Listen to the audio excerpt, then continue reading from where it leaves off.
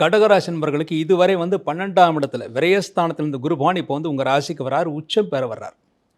அதனால் இதுவரை நீங்கள் செய்த பிரார்த்தனைகளுக்கு இனிமேல் நல்ல பலன்கள் கிடைக்கும் அப்படின்னு எதிர்பார்க்கலாம். இன்னொன்று ராசியில் குரு, உங்கள் ராசியில் குரு மன சஞ்சலம், மன குழப்பத்தை ஏற்படுத்தி கொடுக்கும். ஆனால் எதை பற்றியும் கவலைப்பட வேண்டாம். தெய்வ வழிபாடு நிச்சயமாக உங்களுக்கு கை கொடுக்கும் அப்படின்னு உறுதியாக நம்பலாம். இதுவரை உங்கள் குழந்தைகள் சரியாக படிக்கலையே, உங்கள் குழந்தைகளுக்கு திருமணம் ஆகலையே, அதே மாதிரி உங்கள் குழந்தைகளுக்கு வேலை அமையலையே அப்படிங்கிற குழப்பங்கள் எல்லாம் இருந்தது. இதையெல்லாம் இந்த வருஷம் தீரக்கூடிய வாய்ப்புகள் இருக்குது. இந்த தீர்வது எப்போன்னா வரக்கூடிய நவம்பர், டிசம்பர், ஜனவரி இந்த 3 மாதங்களில் தீரக்கூடிய வாய்ப்புகள் மிக அதிகமாக இருக்குது.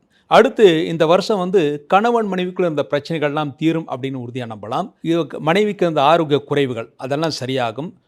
உங்கள் தந்தைக்கும் நல்ல முன்னேற்றத்தை ஏற்படுத்திக்கும். உங்கள் தந்தைக்கு இதுவரை ஏதாவது உடல் கோளாறுகள் இருந்தாலும் அதற்குரிய மருத்துவம் கிடைத்து அவர்கள் நல்ல ஆரோக்கியத்துடன் திகழ்வார்கள்.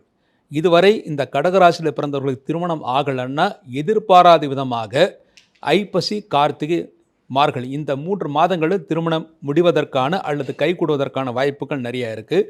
படித்த மாணவர்களுக்கு வேலை வாய்ப்பு கிடைக்கும். அந்த வேலை வாய்ப்பு சுமாராக கிடைக்கும். அதாவது சுமாரான வேலை கிடைக்கும். கிடைச்ச வேலையில் போயிடுறது நல்லது. அதுக்கப்புறம் எதிர்காலத்தில் அடுத்த வருஷம் உங்களுக்கு நிச்சயமாக லிஃப்ட் கிடைக்கும் அப்படின்னு எதிர்பார்க்கலாம்.